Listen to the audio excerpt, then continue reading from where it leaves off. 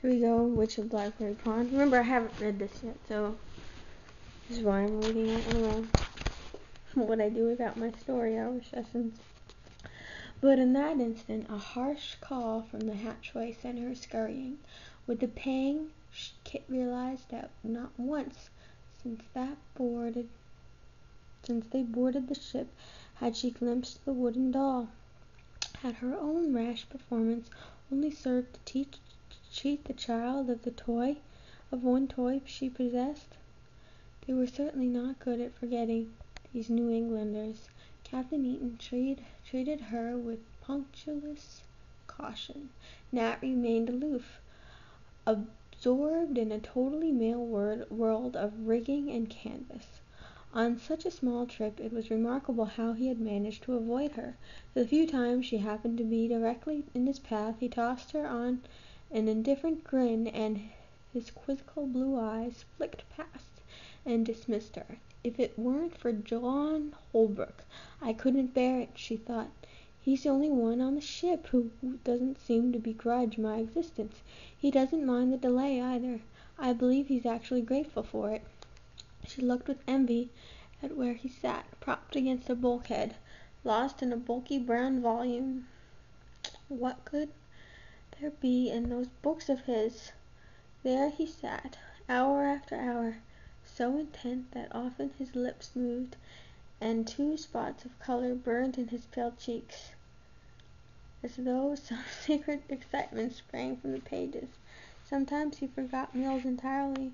Only when he had wrung the last dregs of the light from the sunset, and the shadows reached across the water and fell upon his brook, would he reluctantly raise his head and become aware of the ship again.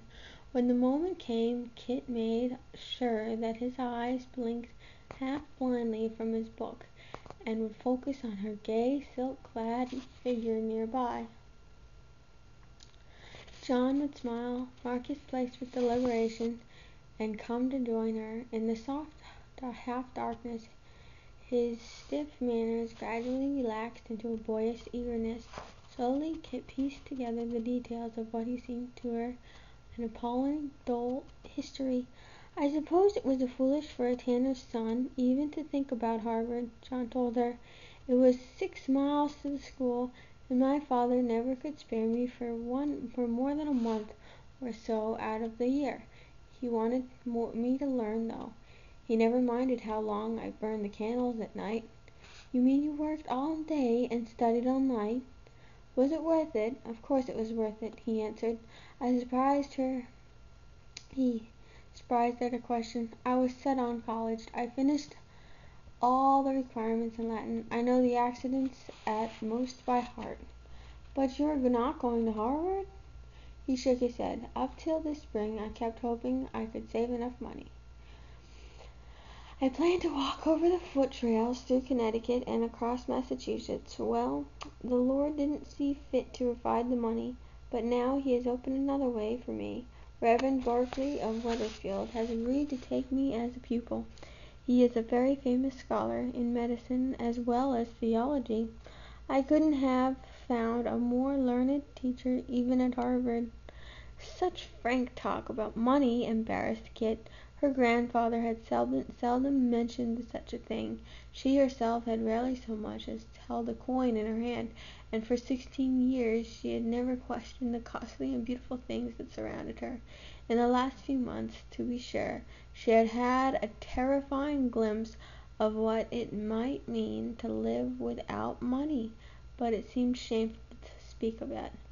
Instead, she tried to tell him of her own childhood, and it was as though they each spoke a totally different language. She saw that John was scandalized at the way she had grown up on the island, running free as the wind in a world filled with sunshine. The green palms, the warm turquoise ocean rolling in the white beaches meant nothing to him. Didn't her parents give her work to do? He insisted. I don't remember my parents at all, she told him. My father was born on the island and was sent to England to school. He met my mother there and brought her back to Barbados with him. They had only 3 years together. They were both drowned on a pleasure trip to Antigua, and grandfather and I were left alone, where there were no women to care for you. Oh, slaves, of course. I had a black slave nursemaid, but I never needed anyone but my grandfather. He was... There were no words to explain grandfather. In the twilight, the memory of him was very sharp. The soft pink skin aging on his fine cheekbones, the thin aristocratic nose, the eyes so shrewd and yet so loving. She dared not trust her voice. "It must have been hard to lose him," said John gently. "I am so glad you have an aunt to come to." "She was my mother's only sister," said Kit, and the tight pain easing a little. "Grandfather says my mother talked about her the livelong day and never got over being homesick for her. Her name is Rachel, and she was charming and gay, and they said she could have had her pick of any man in her father's regiment. But instead she fell in love with a Puritan and ran away to America without her father's blessing. She wrote to my mother from Wethersfield, and she has written a letter to me every year of my life. She is going to be very happy to see you." "I've tried so hard to imagine Aunt Rachel," mused Kit. "Grandfather said that my mother was thin and plain like me, but Aunt Rachel was beautiful. Her hair and eyes will be dark, I suppose, like mine, but what will her voice be like? My mother remembered that she was always laughing." John Holbrook looked earnestly at the girl beside him. That was a great many years ago," he reminded her. "Don't forget your aunt has been away from England for a long time." Kit was aware of the tangible warning that she could not interpret.